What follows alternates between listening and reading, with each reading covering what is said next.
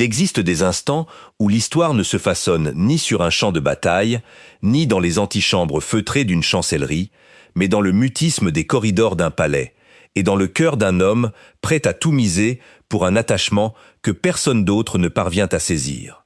Dans la trame des monarchies européennes, peu de noms ont creusé une fracture aussi profonde, une plaie aussi lente à cicatriser, que celui d'une femme dépourvue de lignée aristocratique et de titres hérités, qui parvint pourtant à faire vaciller les fondations d'une institution vieille de plusieurs siècles.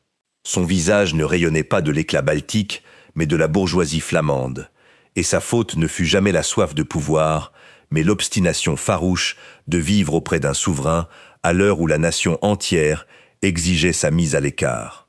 Ce récit n'est pas la simple chronique d'un amour prohibé. C'est le portrait d'une crise identitaire nationale, où l'affection fut assimilée à une félonie et où l'intimité d'un roi devint le détonateur d'une colère populaire prête à disloquer un pays. Il s'agit de Lilian Baels, jeune femme au charme envoûtant et à l'esprit affûté, happée par le centre d'une tourmente politique inédite.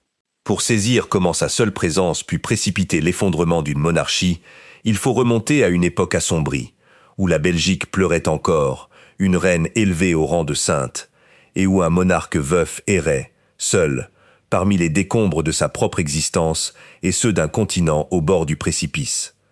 L'entrée de Lilian dans l'univers de Léopold III ne fut pas un fait diplomatique. Ce fut une agonie lente qui finit par scinder la nation entre nord et sud, entre fidélité à la couronne et appel à la République. Nous verrons comment cette femme devint le vase expiatoire d'une défaite humiliante, le symbole de tout ce que le peuple belge ne put jamais pardonner à son souverain. C'est l'histoire d'une femme sans couronne officielle, qui pourtant orienta le destin d'une dynastie, et dont le mutisme résonna plus fort que les cortèges réclamant son bannissement. Préparez-vous à découvrir la vérité sur le secret le mieux gardé de Belgique, l'amour qui coûta un trône. Pour comprendre le séisme sociopolitique que Lilian Baels allait déclencher des années plus tard, il faut d'abord mesurer la détresse émotionnelle dans laquelle se trouvait, au milieu des années 1930, la nation belge et son roi. La monarchie, en Belgique, n'a jamais relevé d'une simple question juridique. Elle fut historiquement le seul ciment capable de souder deux communautés profondément dissemblables, les Flamands et les Wallons. Dans cet équilibre précaire, la personne du roi n'incarne pas seulement un chef d'État, mais un symbole d'unité presque sacrée. Léopold III accéda au trône en 1934, porté par un vent d'espérance, mais aussi sous l'ombre écrasante de son père, Albert Ier, le roi chevalier qui avait porté le prestige de la couronne à des hauteurs quasi mythiques, après sa résistance face à l'envahisseur allemand durant la Grande Guerre. Le destin, cependant, réservait un coup dont la maison royale ne se relèverait jamais tout à fait, laissant un vide qu'aucune habileté politique ne saurait combler. Ce vide portait un nom, Astrid de Suède. La première épouse de Léopold n'était pas une simple compagne, elle incarnait aux yeux du peuple la perfection monarchique. Par sa beauté paisible, sa chaleur sincère et son aura de pureté nordique, elle avait accompli ce que peu de souverains réussissent, tisser un lien émotionnel direct avec le citoyen ordinaire. Les Belges ne la percevaient pas comme une silhouette lointaine sur un piédestal, mais comme la mère de la nation, une femme qu'on croisait dans les jardins publics avec ses enfants et qui semblait irradier une lumière protectrice face aux nuages déjà amoncelés sur l'horizon européen. Le couple Léopold-Astrid représentait l'idéal d'une Europe moderne, qui, malgré ses tensions, croyait encore à l'élégance et à la solidité de ses institutions séculaires. Jeunes, aimés, ils incarnaient un avenir prometteur. Mais cette image idyllique vola en éclats sur une route suisse, dans un instant d'effroi absolu. Le 29 août 1935, le temps se figea en Belgique. Dans un virage périlleux près du lac de Kusnacht, le véhicule conduit par Léopold sortit de la chaussée. Le choc fut d'une violence extrême. Le roi survécut avec des blessures superficielles, mais la reine Astrid mourut presque sur le coup. L'image de Léopold, meurtri et hagard, contemplant le corps sans vie de son épouse sur l'herbe, devint une cicatrice nationale qui ne se referma jamais entièrement. Le deuil ne fut pas un simple protocole, ce fut une douleur collective. Tout le pays se vêtit de noir, non par convention, mais parce que la perte fut vécue comme personnelle dans chaque foyer. Astrid fut aussitôt élevée au rang d'icône laïque, figure intouchable dont le souvenir devint un idéal inatteignable pour toute femme qui, plus tard, oserait s'approcher du roi. C'est là un point capital. L'inconscient collectif belge décida que Léopold resterait veuf à jamais, gardien éternel de la mémoire d'Astrid. Au lendemain du drame, l'homme énergique et rayonnant laissa place à une figure sombre et distante, enveloppée d'un silence que beaucoup interprétèrent comme une dévotion sacrée envers la disparue.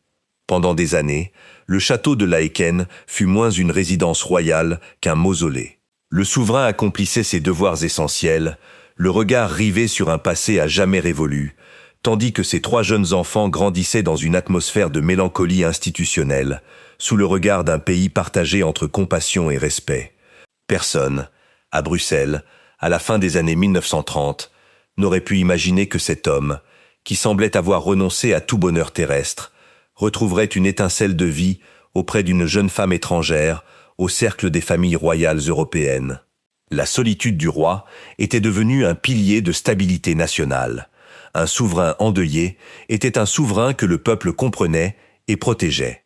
C'est dans ce contexte de deuil perpétuel qu'apparaît la figure de Lilian Baels. Leur rencontre, survenue dans le cadre paisible du littoral belge, marqua le début d'une transformation que le peuple n'était pas prêt à admettre. Lilian n'était pas une inconnue.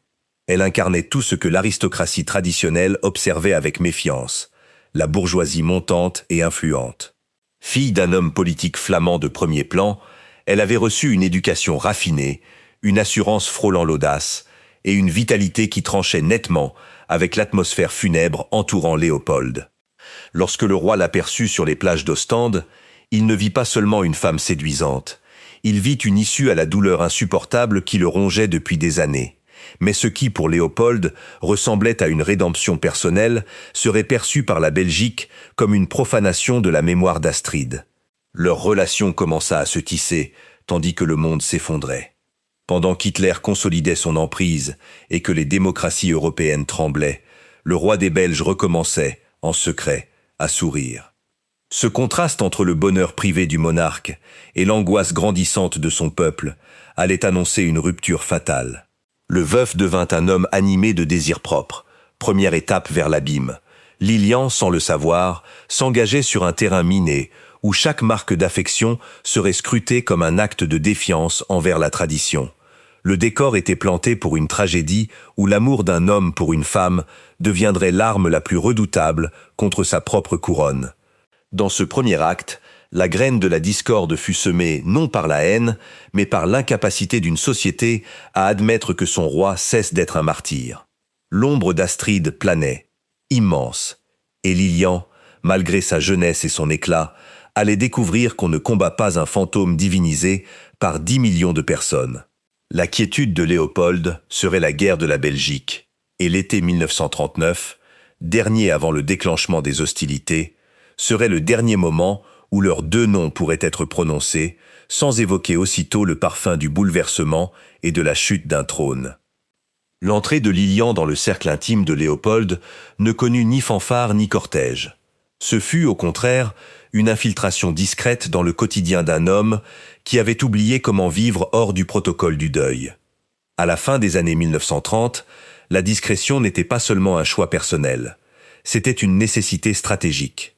Le roi savait que le peuple belge, encore attaché au mythe de la reine sanctifiée, n'accueillerait pas de bon œil la nouvelle que son souverain cherchait réconfort auprès d'une femme instruite et bien née, mais dépourvue de l'aura de sainteté exigée par l'opinion. Lilian, de son côté, accepta ce rôle de compagne invisible avec un mélange de pragmatisme et de dévouement. Consciente que sa présence apaisait un homme accablé par le poids d'un pays divisé et d'un continent au bord du conflit. Ce qui rendait Lilian si fascinante et en même temps si dangereuse pour l'équilibre de la couronne, c'était son refus d'adopter l'attitude soumise d'une courtisane. Contrairement aux figures habituées à une déférence absolue et à un assentiment perpétuel, elle apportait un regard moderne et critique. Formée en Angleterre, issue d'un milieu familial engagé en politique, elle possédait un esprit vif que Léopold trouvait stimulant. Elle ne se contentait pas de l'écouter, elle le questionnait. Dans l'intimité des villas privées et lors de rencontres clandestines, elle devint la confidente dont le roi avait besoin pour desserrer l'étau d'un règne étouffant. Cette influence même commença toutefois à éveiller la suspicion des conseillers les plus proches du trône. L'idée se répandit que le roi n'écoutait plus ses ministres, mais une femme dont les intérêts et les loyautés inspiraient une méfiance grandissante à l'élite bruxelloise. À mesure que leurs liens se resserraient, le contexte international s'assombrissait. L'invasion de la Pologne, en 1939, sonna le glas de la paix en Europe, et la Belgique, prisonnière de sa neutralité fragile, commença à se préparer au pire. C'est dans ce climat de fébrilité et de mobilisation militaire que Léopold prit la décision la plus controversée de sa vie privée, officialiser son union avec Lilian. Beaucoup s'interrogeront sur les raisons qui poussèrent un monarque à choisir le moment le plus inopportun pour se marier. La réponse tient à un mélange de convictions religieuses et de besoin de stabilité affective face à la catastrophe imminente. Homme de foi, il ne voulait pas affronter les dangers de la guerre en vivant dans ce que l'Église considérait comme une faute. Mais, redoutant la réaction populaire et son impact sur le moral des troupes, il opta pour la pire des stratégies, le secret absolu. Le 11 septembre 1939, quelques jours à peine après la déclaration de guerre, une cérémonie allait changer le destin de la monarchie belge. Dans la chapelle privée du château de Laeken, à la lueur des bougies et devant une poignée de témoins silencieux, Léopold et Lilian échangèrent leurs vœux. Ni fleurs dans les rues, ni acclamations, ni retransmission. Un mariage vécu dans l'ombre. Le gouvernement, absorbé par les contraintes de la neutralité armée, ne fut ni consulté, ni informé. Cet acte d'autonomie personnelle fut plus tard perçu comme un affront à la démocratie parlementaire. En se mariant à l'insu de ses représentants, Léopold ne se contentait pas de choisir une épouse.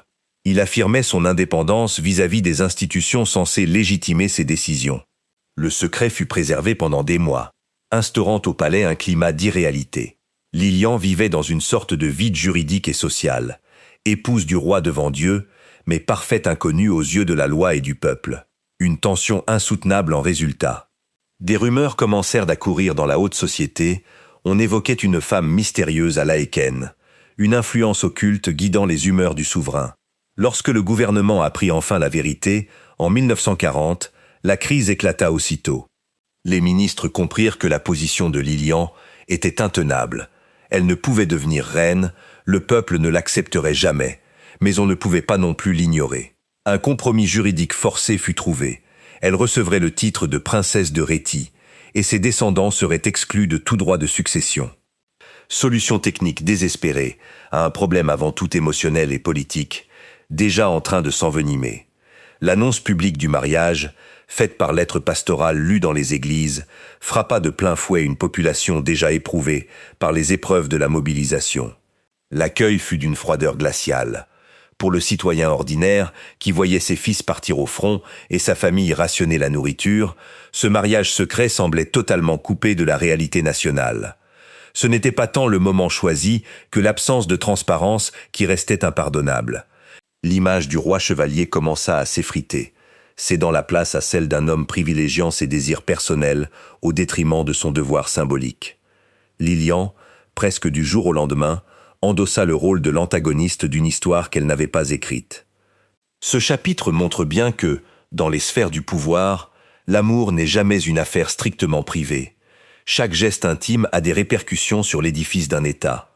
En tentant de dissimuler leur bonheur, le couple n'a fait qu'attiser les pires craintes. Le mariage secret ne fut pas le refuge espéré, mais la pierre angulaire d'un mur de méfiance qui séparerait à jamais le monarque de ses sujets. Tandis que les divisions blindées de la Wehrmacht prenaient position à la frontière, le roi des Belges entamait sa propre guerre intérieure, une bataille pour la légitimité de son amour, qui lui coûterait bien plus que l'aval de son gouvernement. À l'aube du 10 mai, le vrombissement de la Luftwaffe résonna dans le ciel de Bruxelles, dissipant toute illusion de normalité pour le couple royal. Tandis que les sirènes réveillaient une population terrifiée, Léopold se trouvait face à un dilemme qui allait définir sa place dans l'histoire. Agir en monarque constitutionnel soumis à ses ministres ou en chef des armées voué au sacrifice. L'invasion allemande fut si foudroyante quand quelques jours des défenses jugées imprenables s'effondrèrent comme des châteaux de cartes. Lilian resta au château de Laeken, tandis que l'homme qu'elle aimait partait au front pour un commandement qui, à la différence de celui de son père en 1914, ne le conduirait pas vers la gloire, mais vers l'isolement. La campagne des 18 jours fut un long calvaire pour l'armée belge. Retranché dans son quartier général, Léopold assista, impuissant, au repli de ses alliés britanniques et français vers Dunkerque, laissant ses troupes dans une position intenable. C'est alors qu'il prit la décision la plus incendiaire de son règne, la capitulation sans condition. Le 28 mai, sans l'aval de son gouvernement, rompant la chaîne de commandement politique, il ordonna la reddition. Pour lui, il s'agissait d'un acte de piété chrétienne visant à éviter un massacre inutile. Pour le Premier ministre Hubert Pierlot et l'ensemble du cabinet, déjà en exil, ce fut une trahison constitutionnelle. Tandis que le gouvernement, depuis l'étranger, proclamait le roi inapte à régner, Léopold choisit de demeurer en territoire occupé, tel un souverain prisonnier. Ce refus de suivre ses ministres à Londres créa une fracture juridique qui pèserait sur la vie politique belge pendant des décennies. Dans ce contexte de défaite et d'humiliation, la situation de Lilian devint extrêmement précaire. Le roi restant en Belgique, elle cessa d'être une épouse discrète pour devenir la compagne d'un captif au palais de Laeken, sous le regard constant de la Gestapo et des troupes d'occupation. Alors que le peuple belge commençait à souffrir de la faim, des déportations et de la peur, la vie au palais apparaissait, de l'extérieur, comme une oasis de privilèges inacceptables. La propagande allemande, habile et malveillante, s'empara vite de l'image du roi resté protecteur de son peuple. La réalité, pourtant, était celle d'un homme prisonnier d'une cage dorée. Et Lilian partageait cet enfermement. Pour une partie de la résistance et pour des citoyens dont le foyer avait été détruit, le fait que le roi menât une vie affective au cœur du désastre national suscita un ressentiment profond. Cohabiter durant les premiers mois de l'occupation fut un exercice d'équilibre psychologique constant. Léopold s'efforçait de maintenir une distance digne face aux officiers allemands, mais sa position demeurait ambiguë, ni collaborateur actif, ni symbole de résistance. Lilian, elle, devint l'unique soutien affectif d'un homme se sentant incompris de ses alliés et trahi par sa classe politique. Sa présence alimenta pourtant des rumeurs, selon lesquelles elle servait d'intermédiaire auprès de milieux cherchant à s'accommoder du nouvel ordre imposé par Berlin. Bien qu'aucune preuve n'ait jamais établi qu'elle ait dicté une quelconque stratégie, l'opinion la tint pour responsable du refus du roi de rejoindre Londres pour continuer le combat. On racontait que son amour l'avait adouci, qu'il avait préféré la chaleur de ses bras à l'incertitude d'un exil combattant. Le tournant médiatique survint lorsque des détails de la vie quotidienne du couple filtrèrent. Alors que de jeunes Belges étaient envoyés de force travailler en Allemagne, l'idée que le roi et la princesse de Réti menaient une existence familiale relativement paisible fut ressentie comme un outrage à la morale publique. Le fossé entre les souffrances de la rue et l'intimité de la couronne devint total. Lilian se mit à incarner la mauvaise influence, la femme qui avait détourné le souverain de son devoir premier. L'hiver 1940-1941 renforça ce climat de suspicion. L'occupation se durcit, les lois raciales furent appliquées, et l'ombre du nazisme s'étendit sur tout le pays. Léopold croyait qu'en restant, il protégeait l'intégrité de la nation et évitait la mise en place d'un commissaire nazi. Il ne mesurait pas que son immobilité et son silence le privaient de son autorité morale. Lilian, en demeurant inébranlable à ses côtés, devint le paratonnerre de toutes les critiques que le peuple n'osait adresser directement au fils du roi chevalier. Ce fut la naissance du mythe de la trahison par amour. Dans le récit populaire forgé dans la clandestinité, Léopold n'avait pas cédé face au blindé d'Hitler, mais face à la volonté d'une femme préférant un palais occupé à un ministère de guerre à l'étranger, simplification excessive d'une réalité géopolitique complexe, mais qui trouva un écho durable auprès du peuple belge. Sans avoir prononcé un mot en public, Lilian avait déjà perdu la bataille de l'opinion. En novembre 1940, un épisode allait marquer son règne à jamais, son voyage à Berchtesgaden pour rencontrer Adolf Hitler. Convaincu que son rôle de protecteur l'obligeait à intercéder auprès du conquérant, le roi cherchait des garanties pour l'indépendance future de la Belgique et la libération des prisonniers de guerre. Sur la scène internationale, ce geste fut lu comme une capitulation morale. Tandis que les dirigeants alliés refusaient tout dialogue avec le tyran, le monarque belge apparaissait sur des clichés serrant la main de celui qui détruisait l'Europe. À Bruxelles, la rumeur selon laquelle Lilian aurait encouragé cette démarche prit une ampleur dévastatrice. Alors que le pays sombrait dans un hiver de misère, où le marché noir devenait l'unique planche de salut pour des milliers de familles, la vie privée du couple s'épanouissait dans une normalité choquante pour ceux qui souffraient. En septembre 1941, en pleine guerre, naquit leur premier enfant, le prince Alexandre.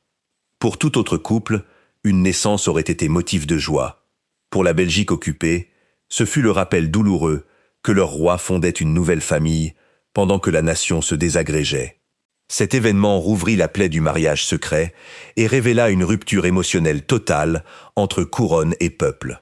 Pour une nation qui vénérait encore la mémoire d'Astrid et de ses 3 orphelins, ce nouvel héritier apparut comme un intrus, fruit d'une union jugée illégitime au regard du sacrifice national. Peu importait que Lilian s'efforçât d'être une mère dévouée, ou que le roi cherchât dans son fils un apaisement à l'amertume de la captivité, le symbole l'emporta sur la réalité. Des tracts clandestins de la résistance commencèrent à la surnommer avec mépris « la femme des Flandres », insinuant que son influence était la cause de la passivité du roi face aux atrocités nazies. Le fait qu'elle ne fût pas de sang royal facilitait ses attaques. Pour la bourgeoisie, comme pour le prolétariat, elle n'était qu'une arriviste ayant conquis le cœur du souverain au pire moment de l'histoire. Les tensions culminèrent lorsqu'il fut révélé que la famille royale effectuait des sorties de loisirs sous escorte allemande. Pour le Belge ordinaire, interdit de voyager et soumis au couvre-feu, cette nouvelle était insoutenable. L'élégance sereine de Lilian contrastait cruellement avec l'image de compatriotes faisant la queue des heures sous la pluie pour un peu de lait. Vers la fin de 1942 et le début de 1943, la situation devint intenable. La résistance passa de la propagande à l'action directe, et le fossé entre monarchie et forces de libération se creusa irrémédiablement. Prisonnier de sa vision de la neutralité et de sa dignité personnelle, Léopold refusait de voir que son silence nourrissait la haine envers son épouse. Lilian, fidèle compagne, acceptait cet isolement comme le prix de son amour, sans mesurer que chaque jour passé à Laeken érodait la légitimité dont son beau-fils Baudouin aurait un jour besoin. Le paradoxe de cette période tient à ce que Lilian, en voulant être le pilier d'un homme brisé par l'histoire, finit par devenir la pierre qui le précipita dans le déshonneur. L'amour qui les unissait, sincère en privé, se transforma aux yeux du monde en spectacle de frivolité et de complaisance passive. Le bonheur au temps de la souffrance universelle est une faute que l'opinion publique ne pardonne pas.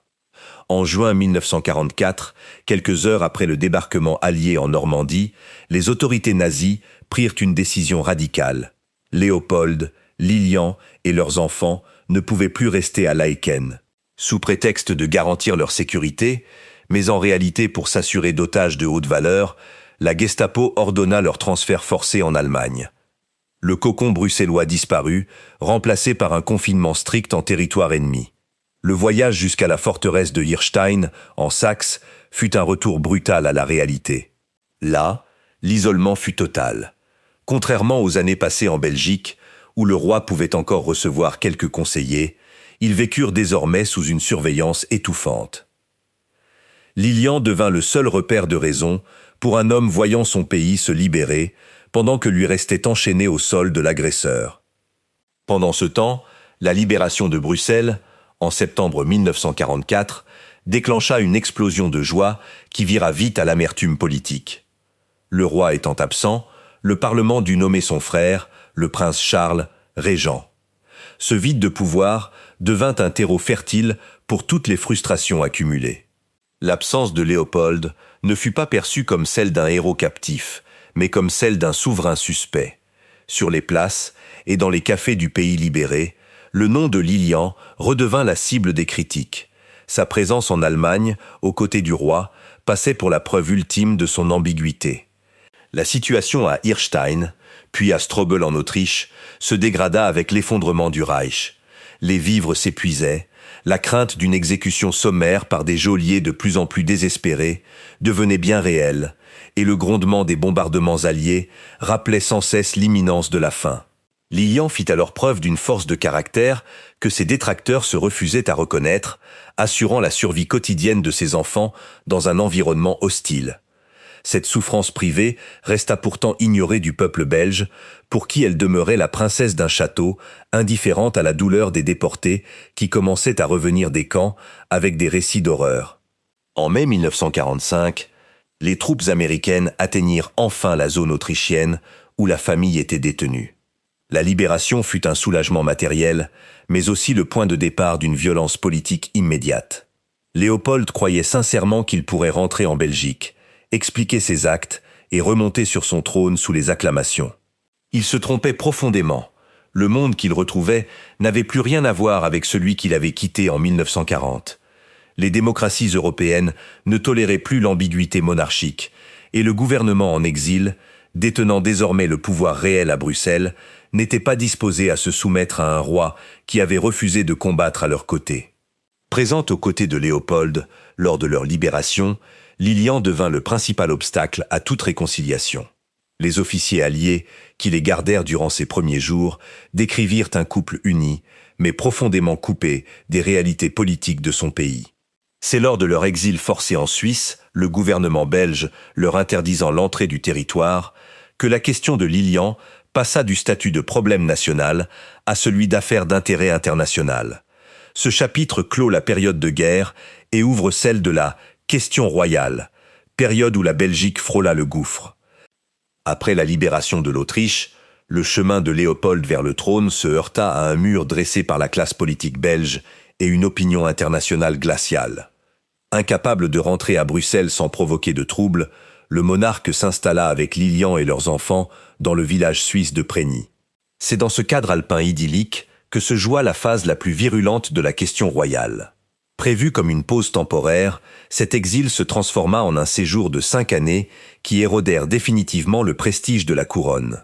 À Prégny, la famille royale vivait dans un confort perçu comme insultant par une population belge occupée à reconstruire ses villes parmi les ruines et les dettes.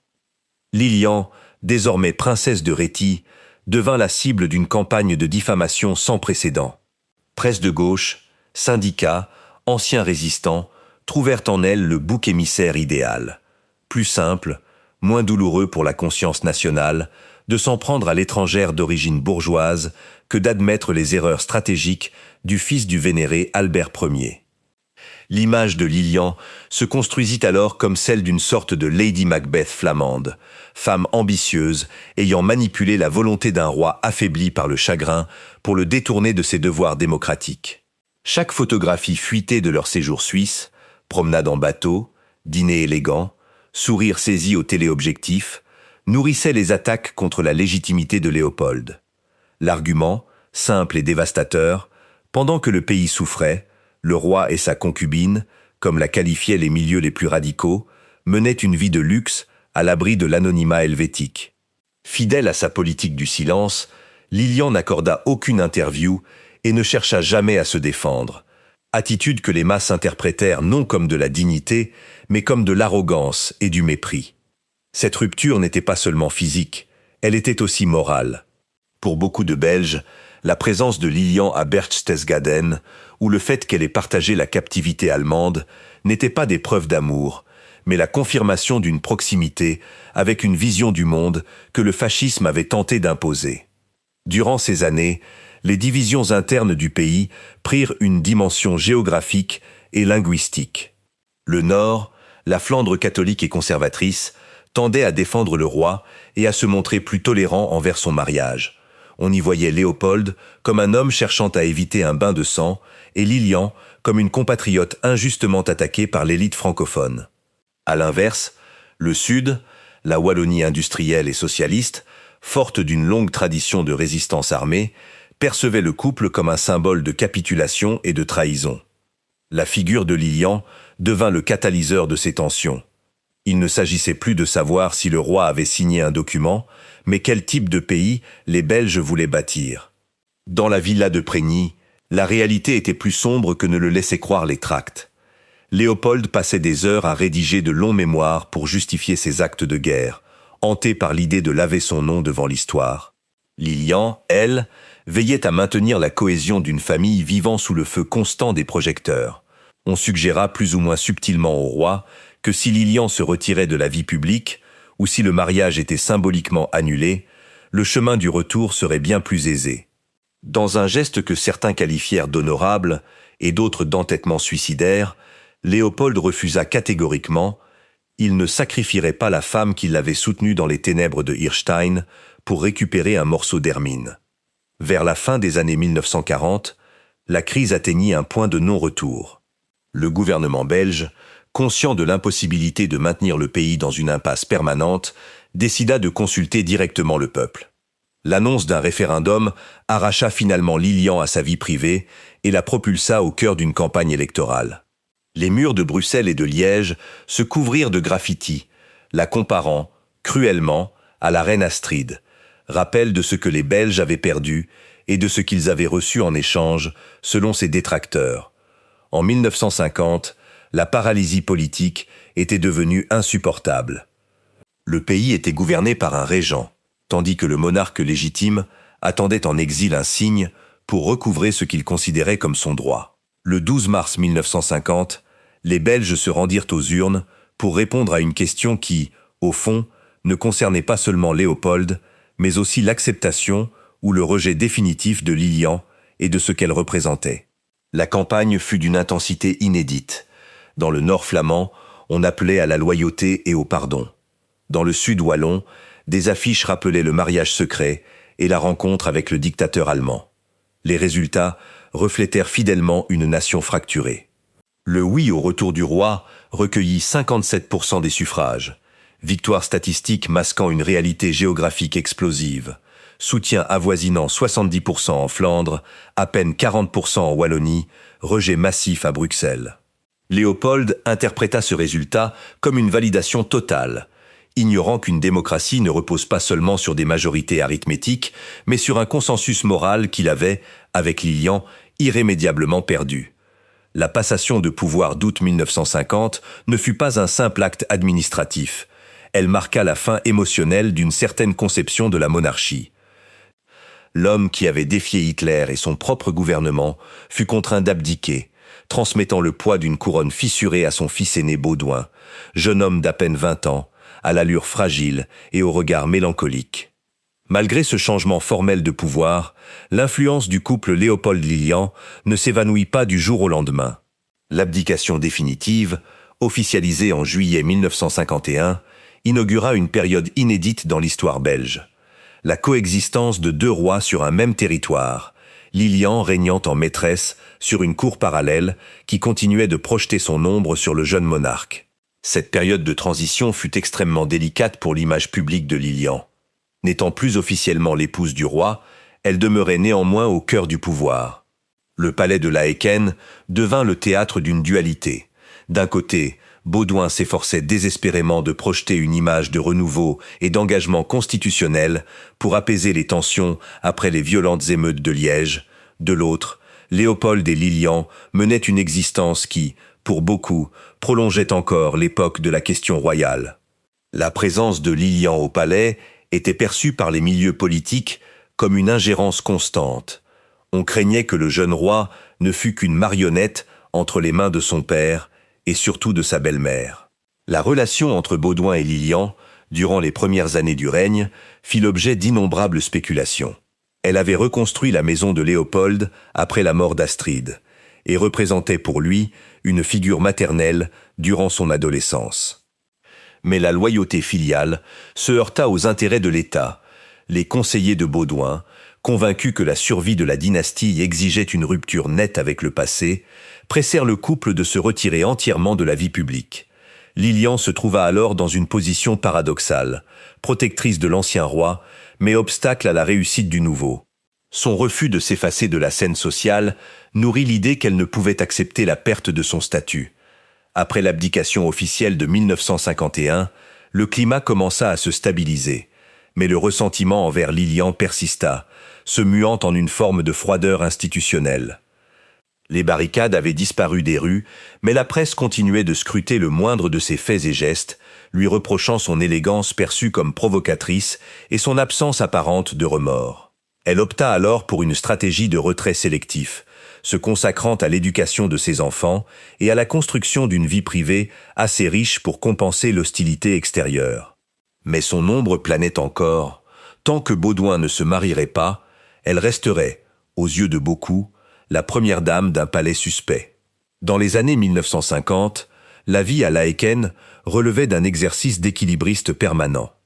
Léopold se consacra avec ferveur à ses expéditions scientifiques et à l'entomologie, cherchant dans la nature l'ordre qu'il n'avait pas trouvé en politique. Lilian l'accompagnait dans ses voyages, souvent vers des régions reculées d'Afrique et d'Amérique du Sud. Expéditions présentées comme scientifiques, mais qui servaient aussi d'échappatoire diplomatique. Dès que les tensions montaient à Bruxelles, le couple s'éloignait, laissant Baudouin gérer les crises de la décolonisation et les bouleversements de l'après-guerre.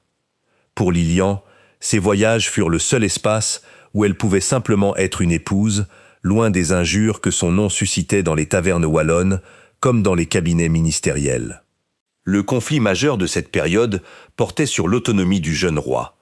Les ministres belges assistaient avec inquiétude à la consultation systématique de Baudouin avec son père sur les affaires d'État et soupçonnaient Lilian d'influencer ses avis. La crise d'autorité atteignit un tel degré que le gouvernement exigea le départ définitif du couple de Laeken afin que le nouveau roi puisse enfin respirer, libéré de la tutelle de ceux qui avaient provoqué la plus grave crise constitutionnelle du siècle. Fier et blessé, considérant cela comme une ingratitude envers celui qui avait tout donné pour la Belgique, Lilian s'opposa à cette expulsion symbolique.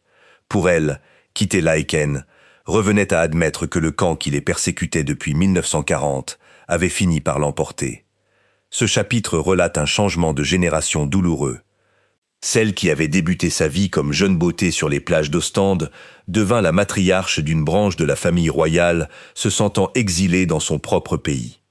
L'amour qui l'unissait à Léopold demeurait inébranlable, mais ce bonheur avait désormais un prix, l'isolement politique et l'éloignement d'un fils contraint de choisir entre piété filiale et salut de la couronne. La résolution définitive des tensions survint en 1960, année charnière pour la monarchie belge.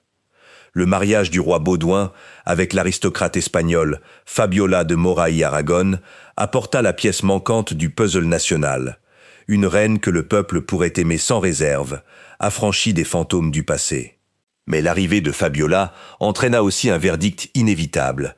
Il n'y avait pas de place pour deux reines, ni pour deux cours, sous le même ciel bruxellois.